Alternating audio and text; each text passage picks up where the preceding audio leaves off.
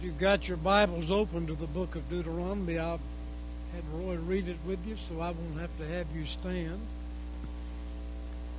You know, you look at the vastness of this world, and you look at all the different ways that people make a living, and opportunities, and responsibilities, and obligations.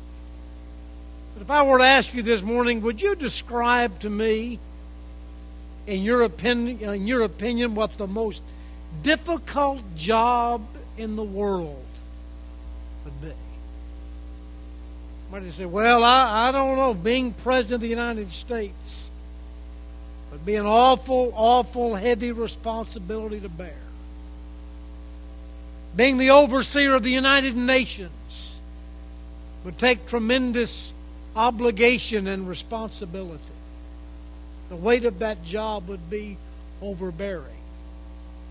Or what if God called you to be a missionary in some foreign land and to bear His name among an unbelieving people? What a tremendous obligation and responsibility. What a job that would be. But I want to tell you this morning, I think that there's even an obligation, a job, a responsibility that's even greater than those. And I think possibly it would be a parent. And in particularly this morning, I'm talking about being a father. What a tremendous responsibility a father has in the journey of life. Father's like a person who's driving an automobile down a freeway at high speed. He must look ahead and prepare for every upcoming situation that he faces. An effective father must look down the road of the life that his family is traveling, and he must make preparation. He must be keenly aware of everything that will come into the path of that road, because it's his responsibility, it's his obligation to assure that his family arrives safe at their destination. You can be a good father. You can have faith. You can have good intentions. You can have every aspect of your life headed in that direction. But I want to tell you that to be an effective parent, to be an effective father, takes tremendous challenges and responsibilities. The Bible's filled with good men, godly men, who absolutely failed at the task of fatherhood. Samuel was a terrible father. Eli failed as a father. King David failed as a father. Aaron failed as a father.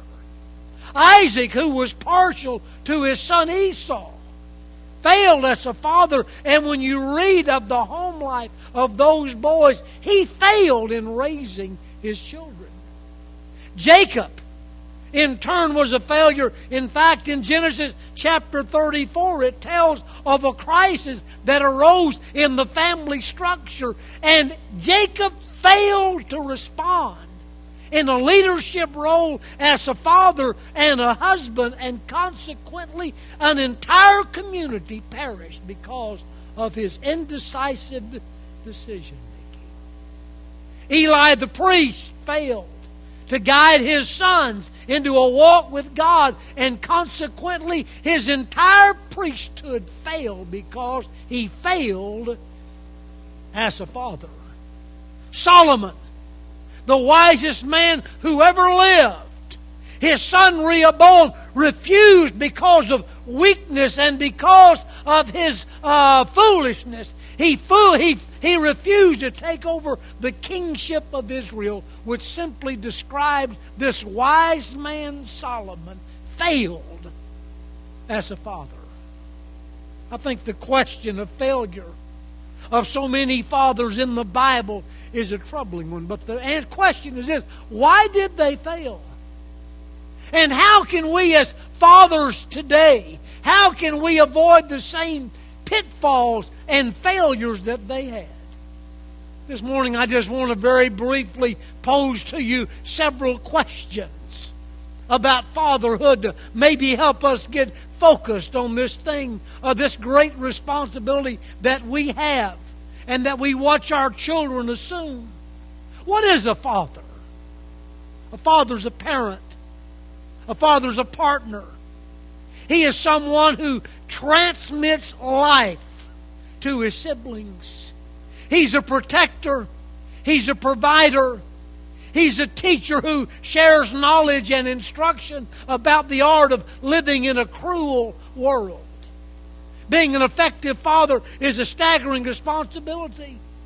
You see, it's one thing to guide your own footsteps, but the awesome responsibility of having to guide someone else's footsteps, your children, is even a greater responsibility. And many men fail as fathers simply because they underestimate the task. It's one thing to be a father. Any man can father a child.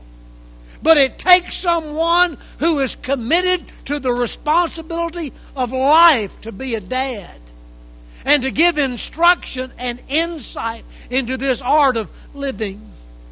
You see, being a father is more than just paying the bills. It's more than making everyday decisions.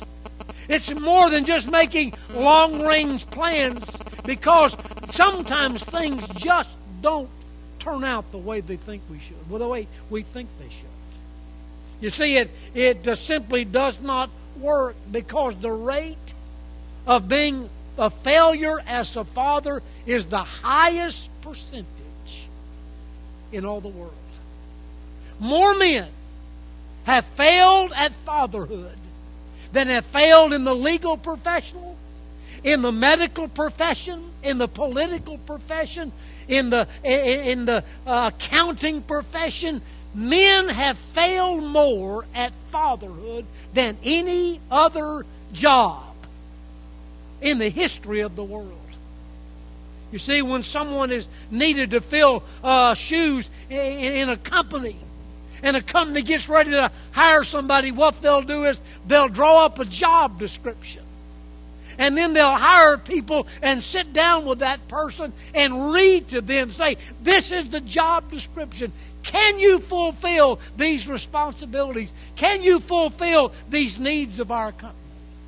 Have you ever thought about what a job description would look like for a father?